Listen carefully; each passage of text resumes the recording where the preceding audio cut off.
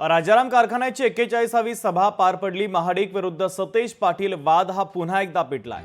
विरोधकांचे आरोप अमल महाडिकांनी फेटाळून लावले, तर सभा सुरू होण्यापूर्वी विरोधी गटातील सभासदांनी जोरदार घोषणाबाजी देखील केली। या ठिकाणी पोलीस प्रशासनानं आमची गाडी स्पीकरचे आत जाऊ दिलेली नाही। आपण सर्व पत्रकार बंधू गेली 10 वर्ष साक्षीला आहात। कुठल्याही प्रकारे विरोधी सभासदांना बोलू दिलं जात नाही, त्यांना माईक उपलब्ध करून दिला जात नाही आणि यांच्या दडपशाहीचा निषेध म्हणून आम्ही या ठिकाणी आता थांबलेलो आहोत। आम्ही पोलीस प्रशासनाला विनंती केली आहे, तुम्ही आत कारखाना प्रशासनावर चर्चा करा, आम्हाला बोलायला माईक उपलब्ध करून द्या। आमच्या सभासद हिताचे जे प्रश्न आहेत त्या सभासद हिताच्या प्रश्नांची ती उत्तरं देऊ देत, आमची काही हरकत असणार नाही। पण याने अशा पद्धतीने जर दडपशाही केली तर याच ठिकाणी आम्ही समांतर सभा घेऊन आम्ही सत्ताधाऱ्यांचा निषेध करणार आहे।